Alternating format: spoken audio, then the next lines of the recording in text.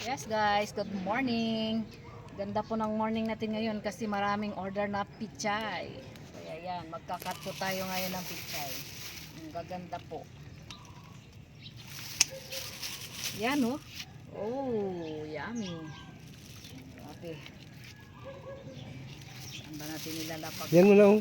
Yan. Oh, sayang ang talbos kamote. Dito.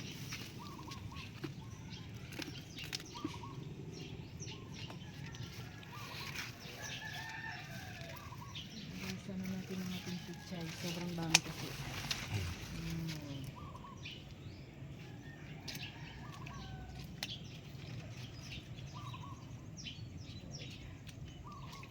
Pati yung malaki na yan, sama mo siguro. Sabi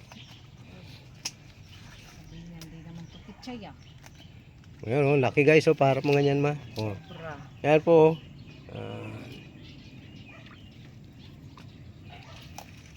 Yung mabibili sa palengke ang ganyang kalaki.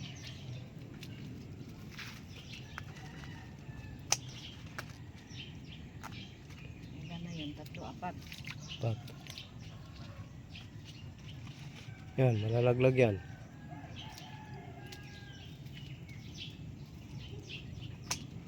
Lima.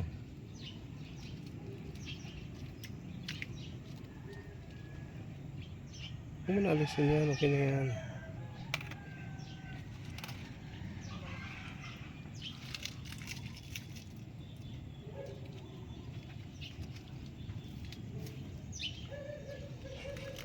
Anim. So yun guys, pang-anim na napuno po ng pichay.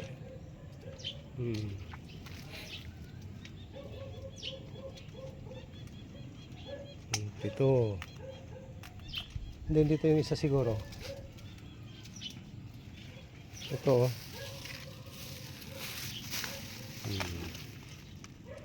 So, yan. Walo.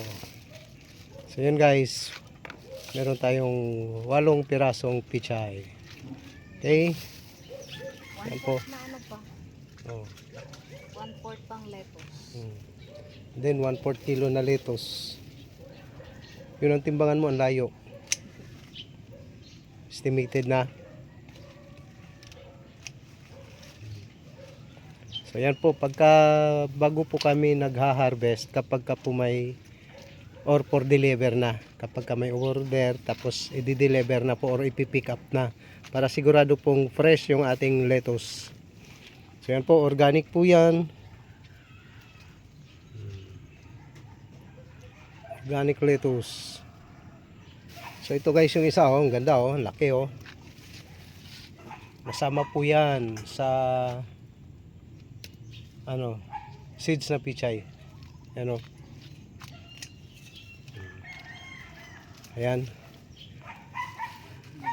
1/4 kilo. So yan po, ganyan po karami yung 1/4 kilo. Yan. Buhatin mo daw ma. So yan po yung 1/4 kilo or 100 pesos na lettuce. Red Rapid variety. Crunchy, yummy, and Delicious. fresh. Fresh na fresh po yan. Hindi po yan mapait. Fresh na fresh. Fresh na fresh. So yun lang guys. Thank you and good morning. So shout out kay Bats Rosana sa kukuha ng, siya po yung bibili ng ating pichay at saka ng lettuce na ngayon. Thank you and God bless.